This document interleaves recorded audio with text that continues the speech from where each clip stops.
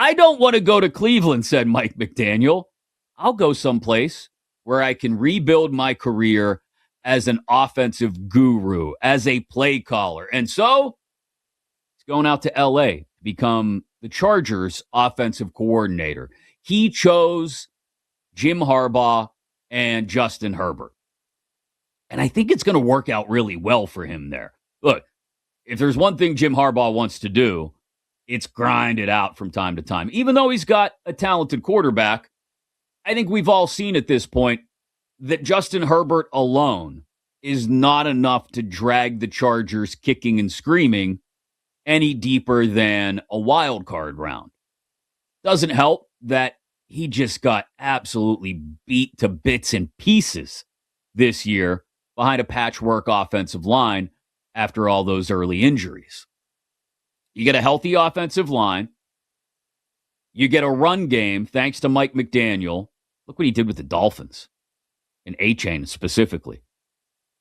And you insulate Herbert from having to drop back 40 or 45 times every weekend.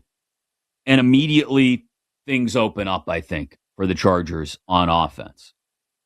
Now, will Herbert still be there and still have to make the throws? Yes, but again, McDaniel is choosing to work with a quarterback who's going to be much better than the one he had in Miami.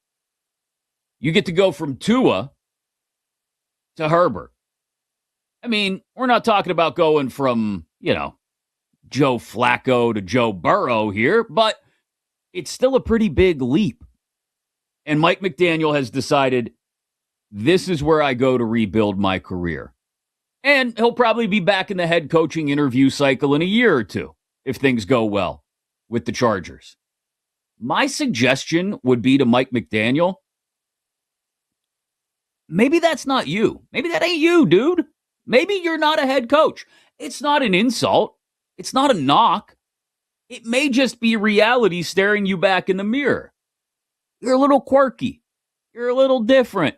You walk into an NFL locker room or meeting room, and you're trying to connect with a bunch of dudes who, let's be honest, 80 to 85% of them are meatheads.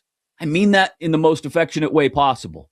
A lot of meatheads are still great guys, but you're walking into a room with a bunch of meatheads, and your pants are pulled up around the ankles, and you kind of talk with this stoner vibe sometimes, and I don't think it connects. I don't think it does. As an offensive coordinator, you don't have to deal with the whole room. You don't have to manage the entire roster. All you got to do is walk into a dark room for a few hours, crunch some film, figure out a game plan for that week's opponent, and then go lay out the plan before your head coach, before your quarterback, and get them ready to execute that plan. And McDaniel can still do that. I think the thing that got in Mike McDaniel's way the last few years was trying to do all that other stuff. And they still had success running the ball in Miami. The nuts and bolts of McDaniel's system will work wherever he goes, I think. But the leadership part of it, being the CEO, I don't think it jives with Mike McDaniel's personality. That's not to say that you have to be some sort of Tony Robbins-esque motivational speaker like Mike Tomlin. You don't have to be a guy like Dan Campbell, who once played the game at the highest level and will bite kneecaps off. You don't have to follow in either one of those lanes. I just think while diversity of personalities in NFL head coaching circles can be a good thing, I don't know how McDaniel's personality fits in there. Look, maybe I'll be proven wrong. Maybe he'll get a job as a head coach again in another couple of years, like I said, and it'll all come together for him. He'll learn something from Harbaugh, maybe, about leadership. I don't know. But you thought he would have learned those things from Shanahan. Maybe he's just a great offensive mind. maybe that's what's right for Mike McDaniel. And there's no shame in that. There's no shame in that at all if you're Mike McDaniel. Go be the best damn offensive coordinator you can be. Take Justin Herbert beyond the wild card round. Again, if you get a healthy offensive line,